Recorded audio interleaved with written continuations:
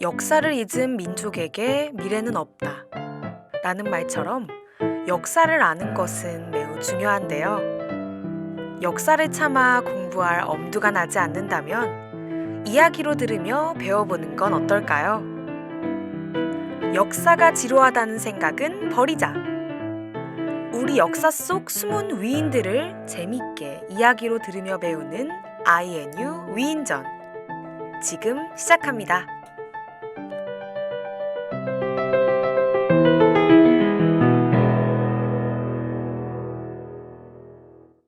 안녕하세요. INU 위인전의 진행을 맡은 강현주입니다.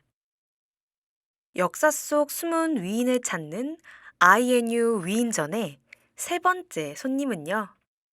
바로 안용복입니다. 이분은 우리의 소중한 땅, 독도에 숨어 계시는데요. 자, 그럼 저와 함께 오늘의 주인공, 안용복에 대해 알아보러 떠나요. 출발! 오늘의 주인공 안용복은 1658년 동래군에서 태어납니다. 그는 평범한 평민으로 태어나 평범한 어부로 살아가게 됩니다. 그러던 1693년 6월, 안용복은 여느 때와 같이 다른 어부들과 울릉도로 고기를 잡으러 가는데요. 이때 그는 울릉도에서 불법으로 낚시를 하고 있던 일본 어부들을 보게 됩니다. 평소 남다른 용기와 애국심이 있던 안용복은 일본 어부들에게 항의하였지만 수적으로 불리했던 조선의 어부들은 그대로 납치되어 일본으로 넘어가게 됩니다. 여기서 잠깐! 과연 안용복은 일본 어부들과 어떻게 대화를 주고받았을까요? 그건 바로 그가 살던 동래군에는 일본의 관청인 외관이 있었기 때문에 자연스레 일본어를 배워서입니다. 본론으로 넘어와서 일본에 납치가 된 안용복은 일본의 본토에서도 위축되지 않고 울릉도와 독도가 조선의 땅임을 강력하게 주장했습니다. 이런 안용복의 모습을 본 일본의 막부는 독도와 울릉도가 조선의 영토임을 인정하는 글을 써주고는 이들을 돌려보냅니다. 이 상황에서 나라는 이들에게 상을 내리는 것이 당연하겠지만 이 당시 정부는 오히려 안용복을 꾸짖습니다. 여기까지 안용복은 참을 수 있었습니다. 하지만 다시 조선의 바다로 나와 어업을 하는 일본 어부들을 보며 그는 몰래 관리의 옷을 입고 일본으로 넘어갑니다.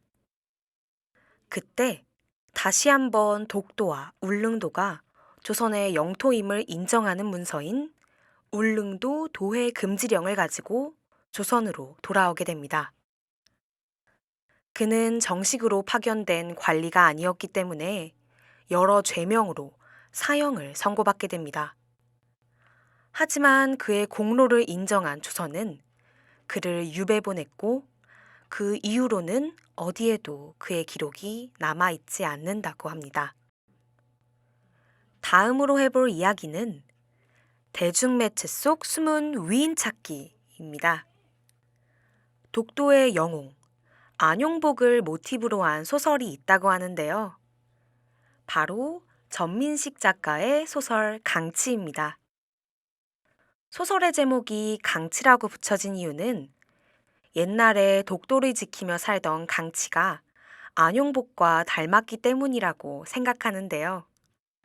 안용복에 대해 더 알고 싶으신 분들께 추천드립니다.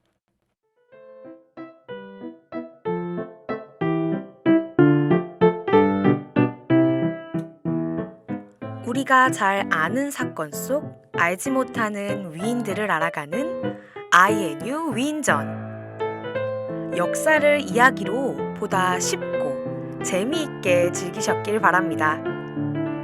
앞으로도 더 다양한 사건과 위인분들로 찾아뵐 것을 약속드리면서 오늘은 그만 인사드리도록 하겠습니다.